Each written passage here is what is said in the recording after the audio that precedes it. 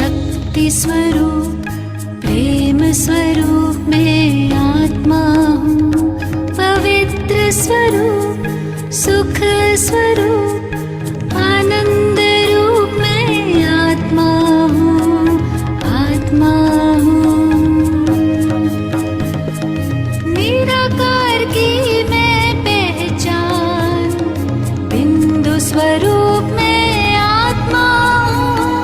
परम पिता की मैं संतान ज्योति स्वरूप मैं आत्मा हूँ। शांत स्वरूप शक्ति स्वरूप प्रेम स्वरूप मैं आत्मा हूँ।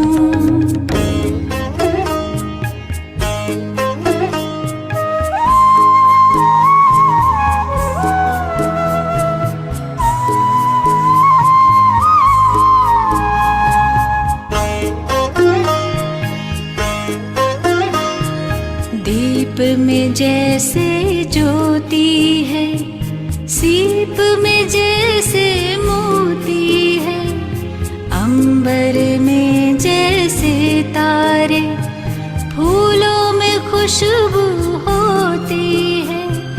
भ्रिकुटी बीच में विराजमान रूप अनूप में आत्मा हूँ। परम पिता की मैं संतान ज्योति स्वरूप मैं आत्मा हूँ। शांत स्वरूप शक्ति स्वरूप प्रेम स्वरूप मैं आत्मा हूँ।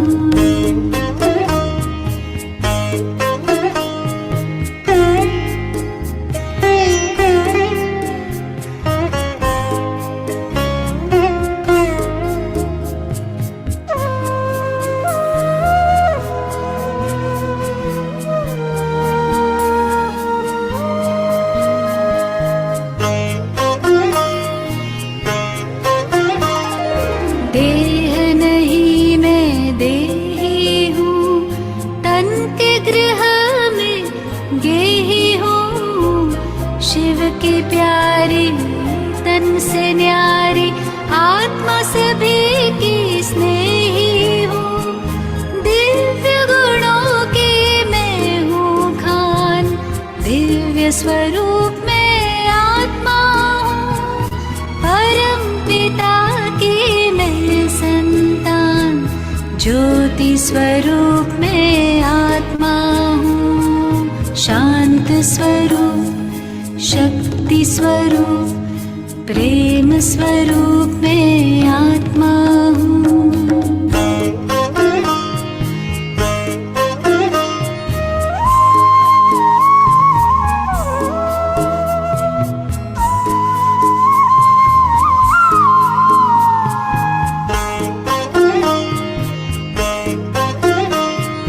ब्रह्म से मैं अवतार लिए, देह का मैं आधार लिए।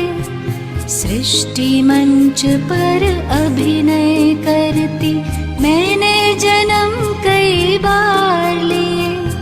साथी मेरा सर्वशक्तिमान ज्ञान स्वरूप में आत्मा हूँ। परम पिता की मैं संतान ज्योति स्वरूप में आत्मा हूँ। शांत स्वरूप शक्ति स्वरूप प्रेम स्वरूप में आत्मा हूँ। पवित्र स्वरूप सुख स्वरूप आनंद रूप में आत्मा हूँ, आत्मा हूँ। शांत स्वरूप शक्ति स्वरूप प्रेम स्वरूप में आत्मा हूँ।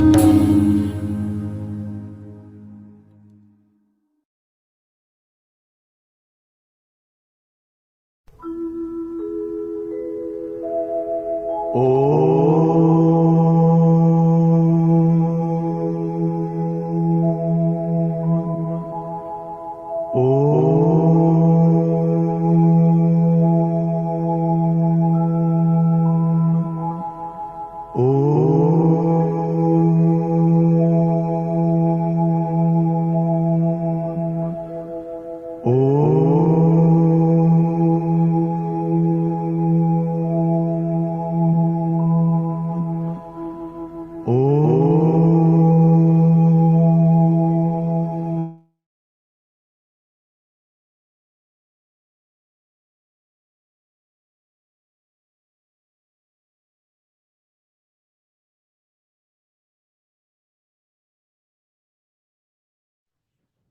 Om Shanti.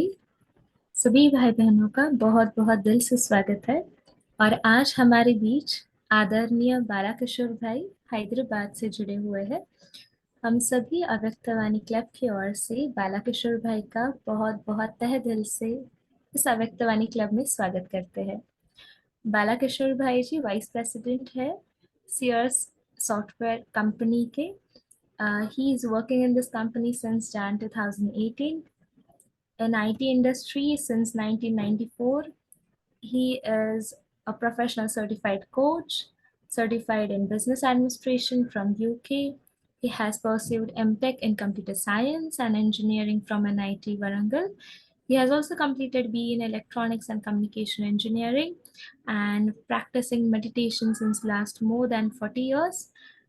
And he has contributed much more in IT wing of Brahma Kumaris and given lots of motivational speeches in Facebook, Intel, Lanco, Infosys, Bosch, New Delhi of Ministry, and Department of INC Nepal, and Dubai, Spirit Summit conferences, BSNL, and much more. We are blessed to have him, and a warm welcome Balakishore Bhai once again.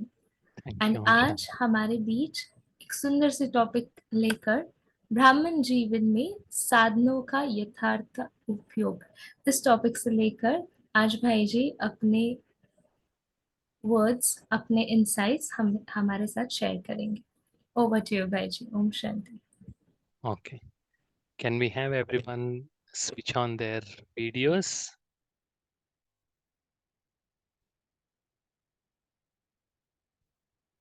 सभी we can have a good interactive class ऐसे नहीं कि I will only speak and you will only listen तो Hindi English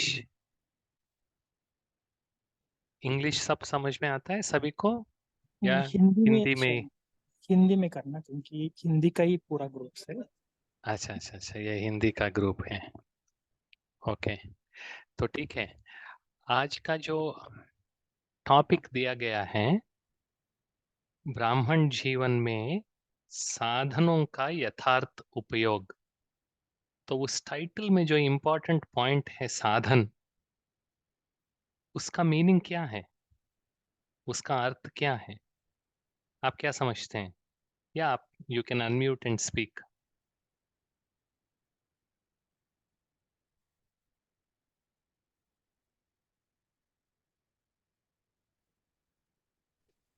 Om Shanti Bhaiji. So sadhan is a means, a medium to connect between two entities. Okay It could be two souls, it could be two devices, it could be any two things. Om Shanti Bhaiji. Shukriya. Okay अगर sofa है तो उसको क्या कहेंगे वो आपकी definition के हिसाब से वो साधन है या नहीं है जी है बैठना हाँ का to sit, okay definitely a medium to sit and relax. Good okay और जी एनीवन कुछ एल्स जो जी भाई जी जो सहज कर देता है, कोई भी कार्य में सहजता प्राप्त करता है। वेरी गुड और मोबाइल भी साधन है। करेक्ट करेक्ट तो साधन का मतलब क्या है डेली यूज वाली। Okay Om Shanti Bhaiji. हाँ हाँ Means is to fulfill any task okay when we good use it. Good good Om Shanti. Okay हाँ हाँ okay anything used to support to achieve a task good any जो हमारी external life को easy बना दे, day to day life को easy बना दे, इजी दैट इज बना साधन। तो एनी एक्सटर्नल एंटिटी जो भी हमसे भिन्न है अलग है जिसके एप्लीकेशन उपयोग द्वारा हमें कुछ प्राप्ति मिले कह सकते हैं वो प्राप्ति कोई भी हो लेकिन वो प्राप्ति ही है यस और नो भाई जी ओम एस शांति yes. करेक्ट। तो इसमें नेक्स्ट इंपॉर्टेंट कीवर्ड है यथार्थ। इसका मतलब क्या है? ओम शांति किस तरह से वो साधन का उपयोग करते हैं, अच्छी तरह से या पूरी तरह हाँ, से। यथार्थ मतलब एक्यूरेट। एक्यूरेट मतलब क्या है? इनएक्यूरेट किसको कहेंगे, एक्यूरेट किसको कहेंगे?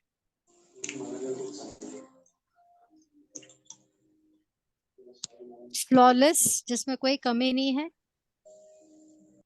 इसका मतलब नेसेसरी ओके। यथार्थ, यथार्थ उपयोग, इसका मतलब क्या है? सही जितना जितना चाहिए कम उतना यूज करना। और समय प्रमाण बराबर नेसेसरी। एक्यूरेट करना। Good, what Shalini Ben is saying, right usage without creating dependency, वो मोस्ट इंपॉर्टेंट बात है। हाँ निर्मला बेन बताइए। हाँ जी, ओम शांति भाई जी। यथार्थ का मतलब है जितना हमको चाहिए उतना ही यूज किया जाए, मतलब उसके ऊपर डिपेंड ना हो जाए। करेक्ट। तो जिस साधन को उपयोग करते हुए अगर हम उस साधन पर आधारित हो जाते हैं, जिसको आधार बना देते हैं, तो ये सारे आधार जैसे बाबा ने कहा टूटने ही है एक न एक दिन। यस और नो? तो जो साधन हमें उनको अपना गुलाम बनाते हैं वो अयथार्थ उपयोग है। वो भी उपयोग ही है, उसमें से प्राप्ति भी मिल रही है, लेकिन वो अयथार्थ उपयोग है, क्योंकि उससे हमें सुख मिलने के बजाय थोड़ा थोड़ा दुख भी मिलना शुरू हो गया है। तो ये कहेंगे अयथार्थ उपयोग। कोई भी चीज हो, और इसके लिए ही बाबा कहते हैं हर चीज का ज्ञान होना चाहिए। कोई भी चीज, साधन तो चाहिए ही। जैसे जनवरी 18 के दिन बाबा भी कह रहे थे कि ब्रह्मा बाबा तो उन्होंने निराधार पुरुषार्थ किया, अंत तक किसी भी चीज का आधार नहीं लिया। जैसे भी वो बैठते थे, वो कुर्सी पे नहीं बैठते थे, सिर्फ संदली पर कोई भी बिना बैक का आधार लिए। उन्होंने कभी चश्मा नहीं पहना।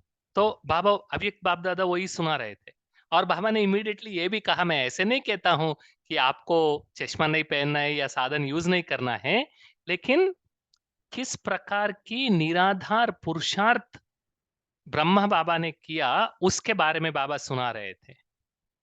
तो उस दृष्टिकोण से अगर हम देखेंगे साधनों के उपयोग को, साधन को यूज करना, उपयोग करना गलत नहीं है, जरूरी भी है।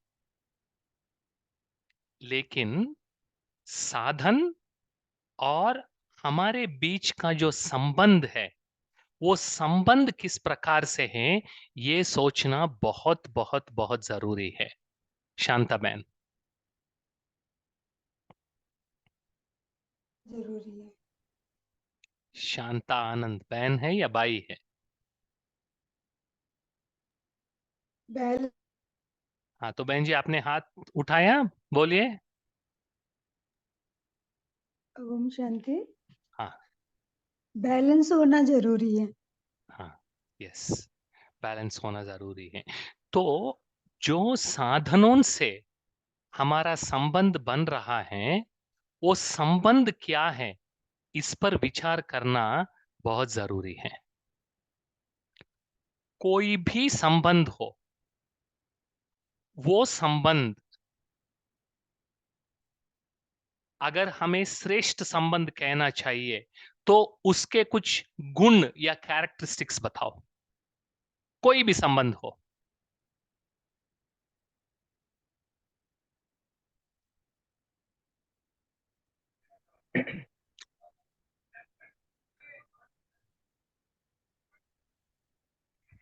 बताइए।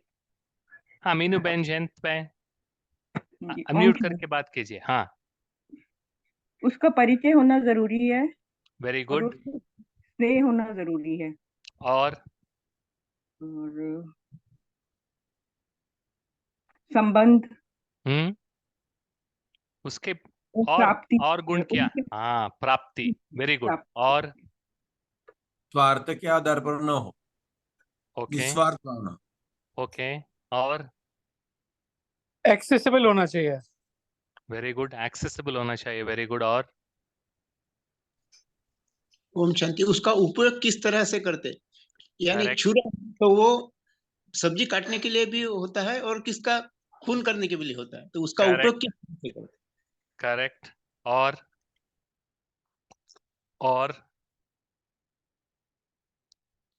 हाँ, जो भी साधन होता है it should also be dependable. मतलब ऐसा नहीं कि लास्ट टाइम पे वो हमें हाथ दे दे। अभी सुनिए बाबा इसके बारे में क्या कह रहे हैं। जो भी साधन को हम यूज करते हैं, ये मोस्ट इंपॉर्टेंट पॉइंट है, वो किस प्रकार से हमारी साधना को आगे बढ़ा रही है, ये हमें सोचना चाहिए। साधन अगर साधना में बाधा बन रही है किसी भी रूप से, तो वो साधन का उपयोग अयथार्थ है। This is another definition. अगर साधन साधना को आगे बढ़ाने में मदद दे रही है, तो वो यथार्थ उपयोग है। सिंपल एग्जाम्पल, जब ज्ञान में मैं पहले पहले आया था तो एक दूसरा कुमार भी आता था, बहुत धारणा वाला था, बहुत इंटरेस्ट था उसको ज्ञान में, योग में और धारणा में। तो बहन जी ने कुछ दिन से वो आ, अपना चार्ट नहीं दे रहा था टीचर को। तो टीचर बहन ने पूछा उनको क्लास में कि क्या हुआ भाई, आजकल आप आते नहीं हो क्लास पे। तो उन्होंने कहा कि बहन जी मैं रोज अमृत वेले उठ नहीं पा रहा हूँ, तो और योग नहीं कर पा रहा हूँ। तो बहन जी ने पूछा आप तो अच्छे योगी हो, आप क्यों योग नहीं करते? तो उसने बोला जो शिव बाबा का बल्ब है वो खराब हो गया, उसको रिपेयर करने में टाइम नहीं मिल रहा है, इसलिए मैं योग नहीं कर पा रहा हूँ। अब बताइए, जो शिव बाबा का बल्ब यूज हम करते हैं अमृत वेले के टाइम पे, वो जरूरी है या जरूरी नहीं है? वो चाहिए या नहीं चाहिए? वो यथार्थ उपयोग है या अयथार्थ उपयोग है? हाँ मैं झूठ नहीं बोल रहा हूं, this is a real reason which the Kumar gave. क्योंकि योग उनको नहीं लगता है, क्योंकि शिव बाबा का बल्ब खराब हो गया है। अभी आप सोचो, कई बार आपने ये भी देखा होगा, जैसे ही ट्रैफिक कंट्रोल का टाइम होता है, कई ऐसे होते हैं जो अपने मोबाइल से 7:30 का गाना चलाने में बिजी हो जाते हैं, लेकिन बाबा को याद करने से ज्यादा उनको वो गाना चलानी है। तो वो यथार्थ उपयोग है या अयथार्थ उपयोग है? तो कोई भी यथार्थ। चीज, हाँ कोई भी चीज में अगर आप देखेंगे तो दो बातें होती हैं। एक होता है फॉर्म, रूप, और दूसरा होता है सार, उसका एसेंस। तो जो भी साधन है, जो भी पुरुषार्थ बाबा हमें बताते हैं, जो भी हमें बाबा ने ये कार्य करने के लिए दिया है, उसका फॉर्म क्या है, उसका एसेंस क्या है, उसका रूप क्या है, उसका सार क्या है, ये अच्छी तरह से समझना बहुत जरूरी है। अगर साधनों के सिर्फ रूप के पीछे हम भागेंगे, तो कभी न कभी वो हमारी पुरुषार्थ में बाधा बनेंगे। जैसे ये भाई की एग्जाम्पल मैंने दिया, it might sound a little extreme but it happens sometimes. जैसे ट्रैफिक कंट्रोल के टाइम पे अगर वो रेड लाइट नहीं आया और वो ठीक से गाना नहीं बजा, तो लोगों को वो योग नहीं लगेगा। तो योग करना है तो इमीडिएटली लोगों का संकल्प चलेगा कि रेड लाइट ऑन होना चाहिए? आप अपने आप से पूछिए, मुझे आंसर देने की जरूरत नहीं है। आप में से ऐसे कितने हैं जैसे ही लोग कहेंगे, बहन जी कहेंगी योग करना है, आपके मन में रेड लाइट मन में आता हो? बोलिए, आता है या नहीं आता है? अरे बहन जी ने योग कहा और ये भाई रेड लाइट ऑन किया ही नहीं अभी तक। आता है ना? हाँ, so this is the unconscious wiring that happens, which if we don't observe it, अगर वो हम ऑब्जर्व नहीं करते हैं तो वो पुरुषार्थ में बाधा भी डाल सकती हैं। तो जो साधन अपनी प्राप्ति से अपनी पुरुषार्थ को आगे बढ़ाते हैं वो है यथार्थ उपयोग। जो साधन अपनी प्राप्ति से हमें अपनी पुरुषार्थ में बाधा डालते हैं, हमारी पुरुषार्थ में बाधा डालते हैं और हमें उनका गुलाम बना देते हैं, वो है अयथार्थ पुरुषार्थ। अभी सुनो बाबा इसके बारे में क्या कह रहे हैं।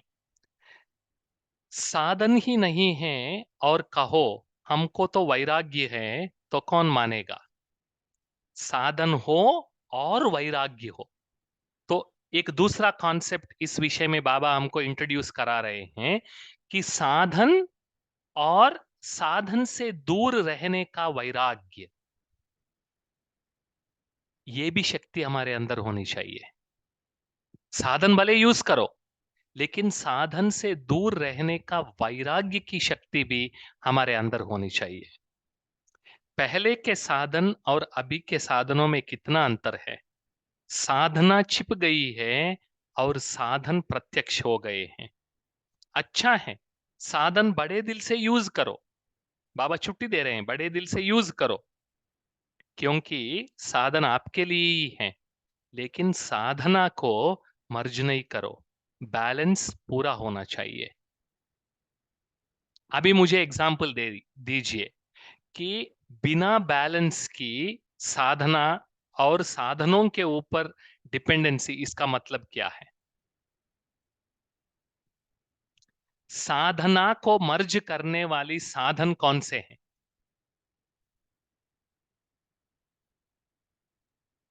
म्यूजिक बताइए। बजाना, गाना बजाना, वेरी रेड गुड। लाइट।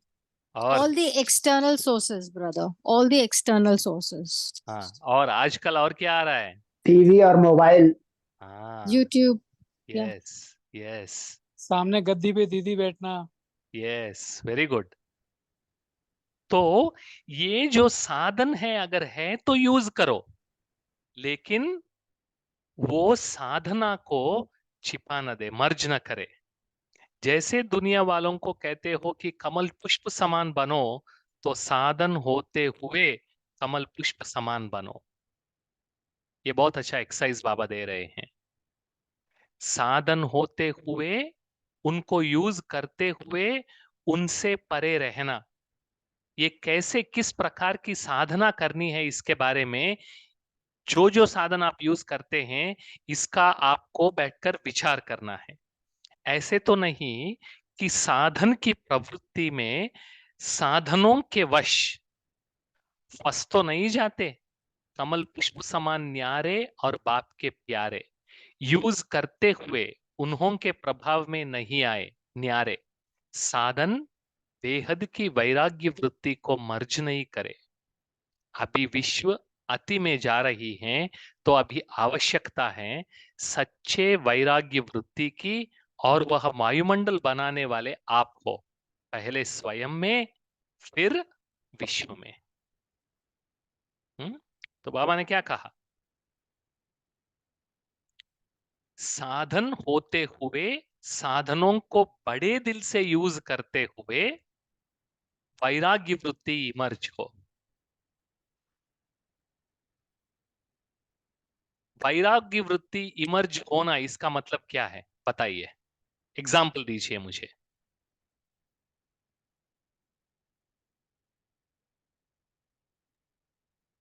साधन यूज करते हुए भी उपराम रहना। एग्जाम्पल दीजिए, एग्जाम्पल, ये थियरी है, एग्जाम्पल दो मुझे, किसी भी एक साधन का एग्जाम्पल लेके। वैराग्य वृत्ति और साधन, इसका मतलब क्या है?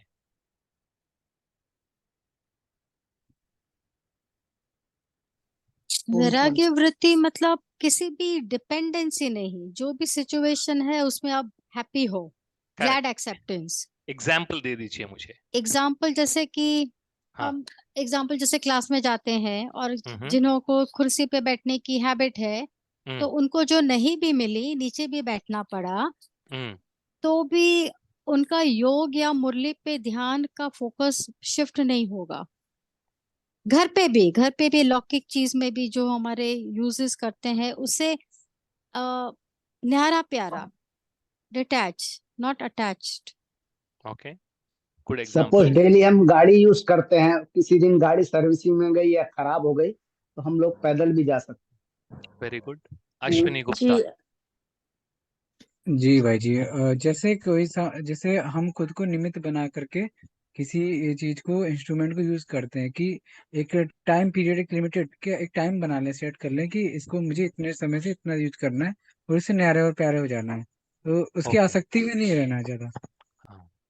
तो जिसको आसक्ति है किसी भी चीज में, उसी चीज के जरिए माया आ सकती है। ये बाबा का महावाक्य है। Okay, not being affected by the taste of food we eat, वो पॉसिबल नहीं है। जब आप खाते हैं तो आपको लगेगा कि ये मीठा है, ये खट्टा है, तो वो एक्सपीरियंस तो होगा, लेकिन उसके पीछे ही सिर्फ हमारी मन लगे रहना, और अगर ये नहीं है तो मेरी खाना नहीं चलेगी, ये नहीं होना चाहिए। ओके, तारा बहन। जी भाई जी, मोबाइल फोन भी एक साधन है, और अगर मोबाइल फोन ना रहे तो हमारे पास उतना शक्ति रहना चाहिए कि हम आत्मा कनेक्ट कर सके। Okay, very good, very good. हाँ, मैं आपको आज एक होमवर्क देने जा रहा हूँ, करेंगे? तो आप, क्योंकि ये अव्यक्त मुरली क्लब है, आप सभी विचार सागर मंथन करने वाले हो, आज का टॉपिक भी वो है कि यथार्थ उपयोग। तो इसको मैं थोड़ा एक्सटेंड करते हुए मैं आप सबसे ये सजेस्ट करना चाहता हूं, आप सबको, निराधार पुरुषार्थ का मतलब क्या है, उसके जो गुण हैं, और अगर आपको निराधार पुरुषार्थ करनी है तो एक 1 वीक के लिए आप क्या करेंगे जिसको आप निराधार कहेंगे आपके हिसाब से, क्योंकि हर एक की अलग अलग हो सकती है डेफिनेशन, विच इज ओके, लेकिन ये हमें अभ्यास करना बहुत जरूरी है। आप, आज का टॉपिक भी बहुत सुंदर है। कारण, मैं आपको एक बात सुनाता हूं। अभी कल संडे है, क्या आप सभी ये क्लास के बाद अपना मोबाइल ऑफ करके कल सारा दिन बिना मोबाइल के रह सकेंगे? जी जी, रह सकते हैं ना, क्योंकि वो साधन खत्म ही होने वाला है, तो उसके ऊपर डिपेंडेंट हाँ, नहीं तो रहता। ये आपका है बहन जी, वो बहुत अच्छा है, लेकिन मैं सभी से पूछ रहा हूं, जिनकी दिल धड़कती है, जिनको लगता है मैं नहीं रह सकती हूँ या मैं नहीं रह सकता हूं, तो ये है उस साधन का अयथार्थ उपयोग। देखो, अभी विल ट्राई, ये सभी बातें आते हैं। अगर आप उसको साधना को आगे बढ़ाने के लिए यूज कर रहे हो और आपका कोई डिपेंडेंसी नहीं है, तो जो यथार्थ उपयोग करने की वृत्ति है, उसमें वो साधन आपके मन को खींचेगा नहीं। जो चीज हमें अपनी तरफ खींचती है, तभी वो अपने अंदर खींचातान की अनुभव कराती है। जैसे ही ये बात सुन के आपके मन में अगर खींचातान शुरू हुआ, तो इसका मतलब है उस चीज का आपकी तरफ खींच है। इंटरेस्टिंग।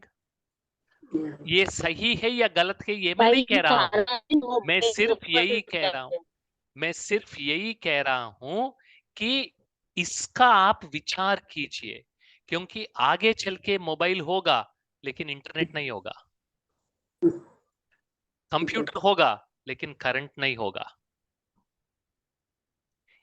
फ्रिज होगी करंट नहीं होगी। तो अगर इस प्रकार की समय को हमें, वो आने ही वाला है। हाँ, मुरली कैसे सुनेंगे? वेरी गुड क्वेश्चन, क्योंकि ये भी तो एक डिपेंडेंसी है। तो मैं आप सबसे पूछने वाला हूं, आप अभी पूछता हूं आप सबसे, क्या आप सबके घरों में सारे अव्यक्त मुरलियों का सेट है? सारे अव्यक्त मुरलियों का?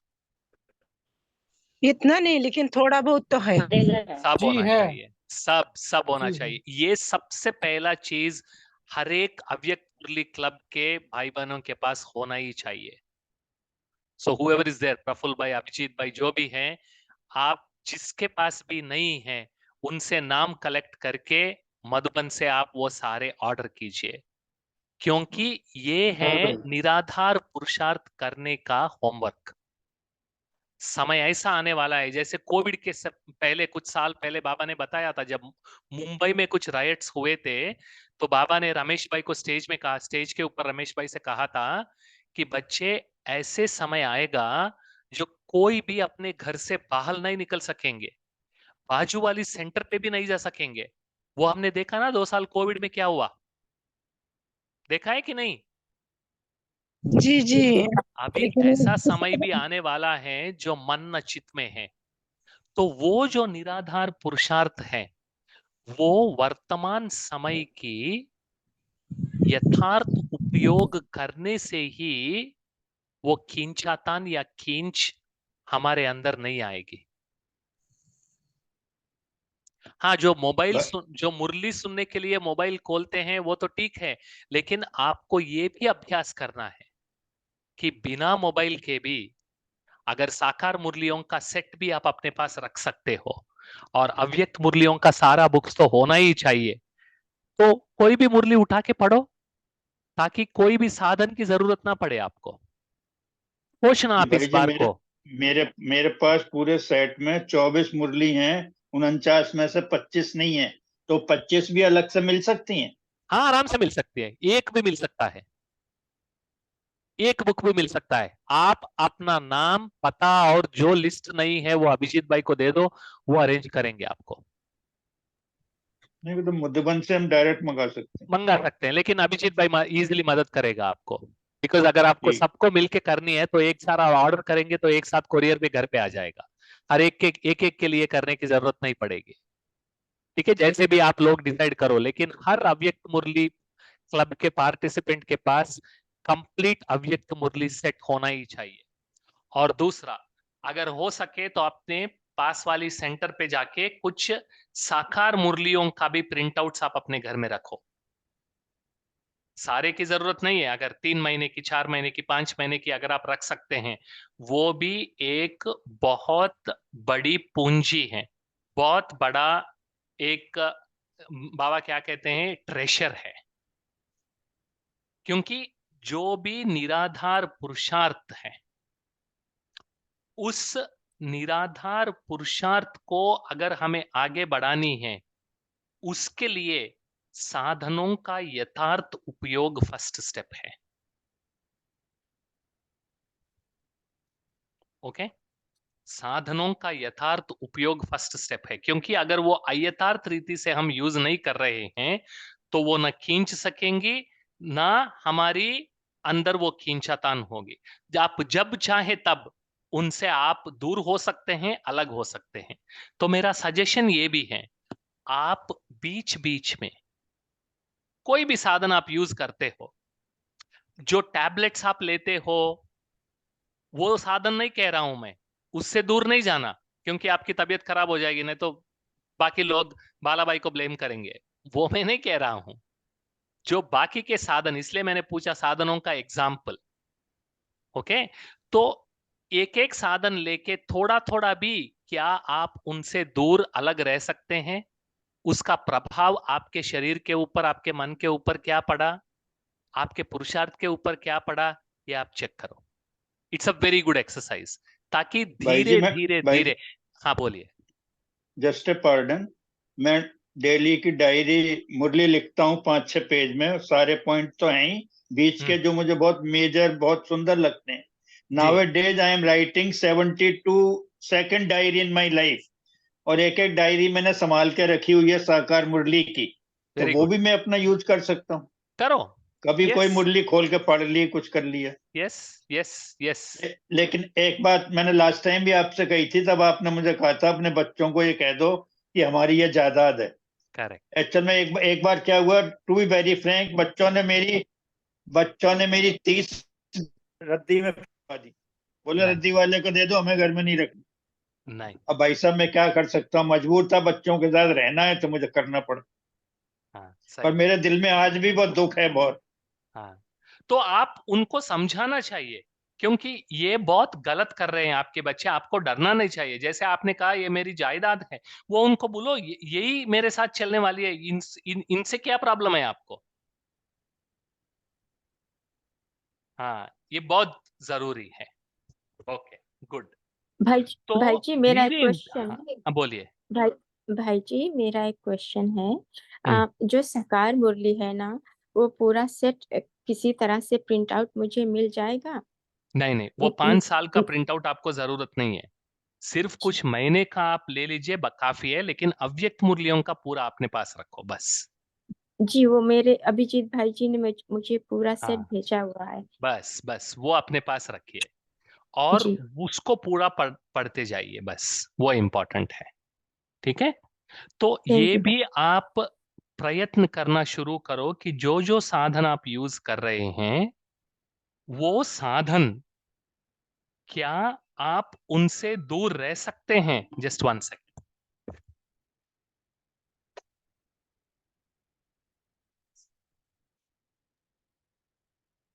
तो जिनको भी अव्यक्त मुरली का सेट चाहिए ना, तो हमें क्योंकि मैसेज। ये एक्सपेरिमेंट करना भी एक बहुत अच्छा पुरुषार्थ है।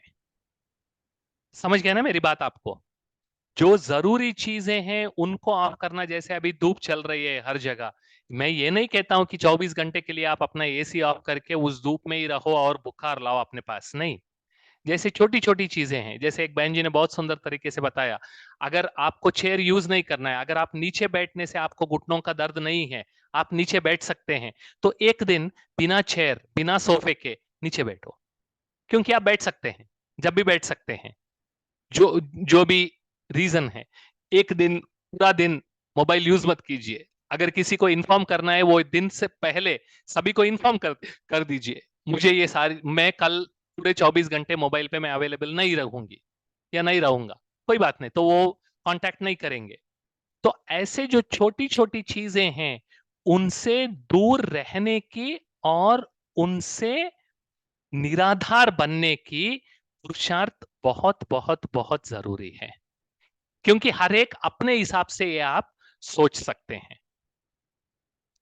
और दूसरा, जो भी साधन हमें मिलते हैं, जो भी हमारे सहूलियत हमें अपने जीवन में मिल रही है, ओके, मैं ये नहीं कह रहा हूं कि आप जानबूझ के उनको तोड़ दो, जानबूझ के आप उनको छोड़ दो, ये मैं नहीं कह रहा हूं। जैसे बाबा ने कहा, भले आप यूज करो, गाड़ी है यूज करो, एसी है चलाओ, बड़ा घर है यूज करो, लेकिन ये हमेशा ये चेक करते रहो कि क्या ये साधन मेरी पुरुषार्थ को आगे बढ़ा रही है या मेरी पुरुषार्थ में बाधा बन रही है। तो ये है यथार्थ पुरुषार्थ। ओके, अभी आपके पास कोई क्वेश्चंस हो तो आप वो क्वेश्चंस पूछ सकते हैं for the next few minutes. हाँ, तो ये बहुत अच्छी बात किसी ने कहा, टी और कॉफी। कई बीकेस हैं जो टी कॉफी के बिना उनका जीवन नहीं चलता है, तो ये भी साधनों के ऊपर डिपेंडेंसी हो गई ना। यस और नो? यस हाँ, यस तो सर, धीरे एनी धीरे टाइप ऑफ इससे भी, फूड, आई थिंक हाँ, एनी जो टाइप भी ऑफ है, फूड, किसी को हाँ, राइस किसी को रोटी, तो उसका opposite you must have and see कि आपकी स्थिति कैसी है। हाँ, नहीं, कभी कभी ये भी होता है, आपको अपने शरीर का भी देखभाल करना पड़ता है, क्योंकि कई हैं जिनको कोई चीजें हजम नहीं होती हैं, तो उनको वो एक्सपेरिमेंट नहीं करना है। इसलिए अपने शरीर को भी देखना है और साथ साथ निराधार पुरुषार्थ का मतलब क्या है उसको भी अच्छी तरह से समझना है। इसलिए मैंने आपको एक प्रिस्क्रिप्टिव लिस्ट नहीं दिया है। मैंने इसलिए कहा हर एक अपने आप से पूछे, हर एक अपने आप विचार करके लिस्ट बनावे कि किन चीजों से वो दूर रह सकते हैं, किन चीजों का वो निराधार पुरुषार्थ कर सकते हैं। हमें योगी बनना है, सन्यासी नहीं। इस पर भी विचार करना आप। बाबा हमको सन्यासी नहीं बनाते, बाबा हमको क्या बनाते हैं? तो ये एक और होमवर्क है। सन्यासी और योगी, इन दोनों के बीच में अंतर क्या है, ये भी आप विचार करना। तो पहला वाला मैंने कहा निराधार पुरुषार्थ का मतलब क्या है। दूसरा, योगी और सन्यासी के बीच में डिफरेंस क्या है। तीसरा, मुझे अपने जीवन में निराधार पुरुषार्थ करनी है तो किन किन साधनों से मुझे दूर रहने की अभ्यास की जरूरी है। ये हर एक अपने आप से विचार करे, हर एक अपने आप को ही सोचे और उस हिसाब से अपना पुरुषार्थ को ट्राई करे।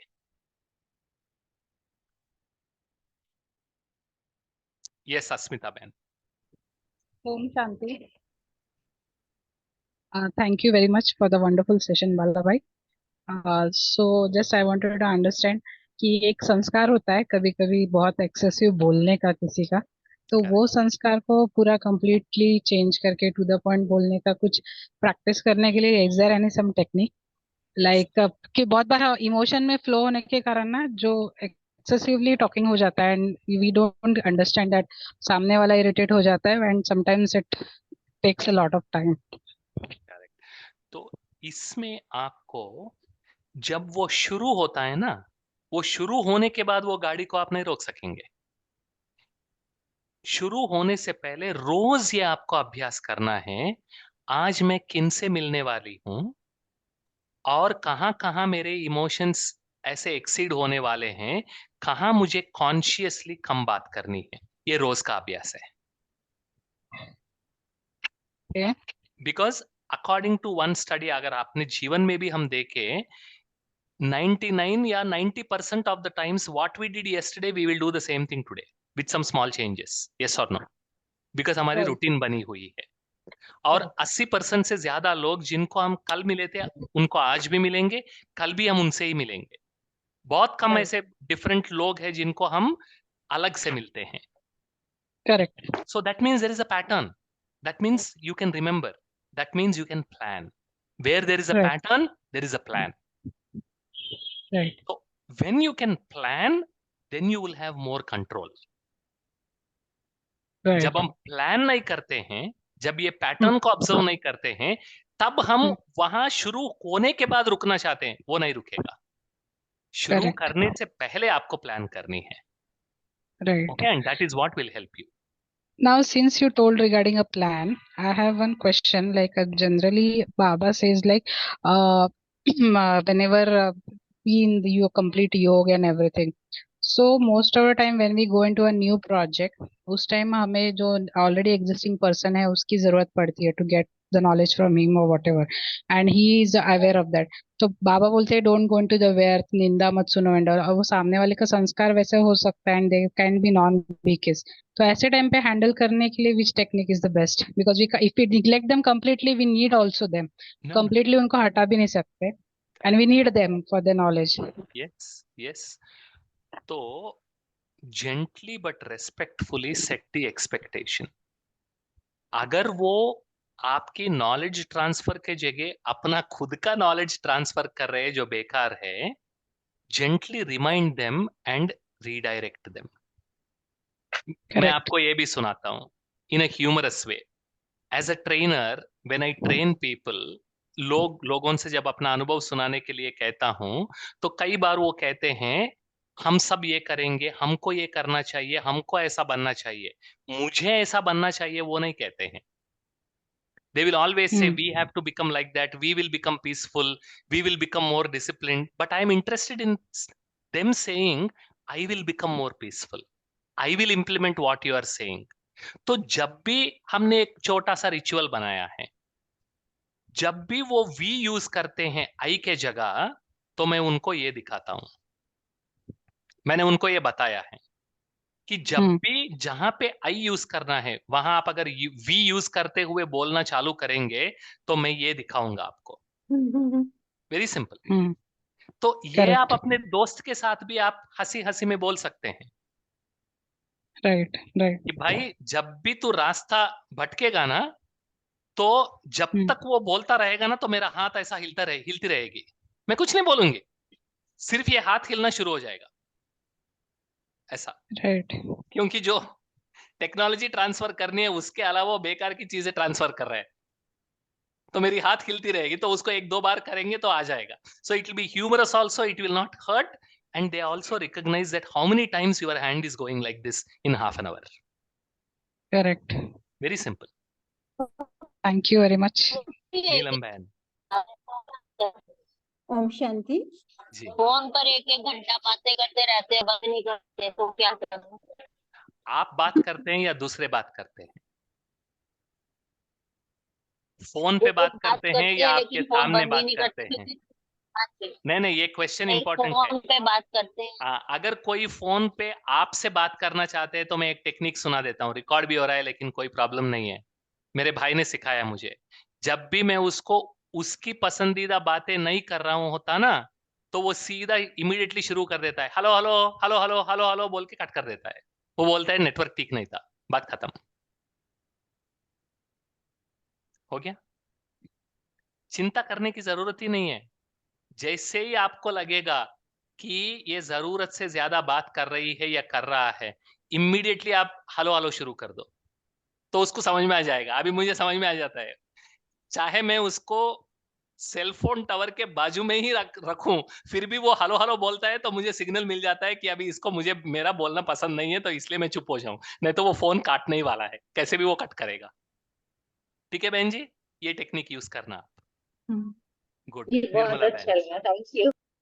निर्मला बहन। हाँ जी, ओम शांति भाई जी। तो जो आप कह रहे हैं ना, ऐसे हमारे को भी मोबाइल से ही मेडिटेशन करने के जो आदत पड़ गई है, तो उसके लिए करें क्या? बाकी तो हमारे हेल्प करते हैं तो होता ही नहीं, आगे बढ़ नहीं पाता। नहीं, तो आपको जो संकल्प योग में बैठने पर आपको करनी है, वो आप नोटबुक लेके पहले नोटबुक में लिखो।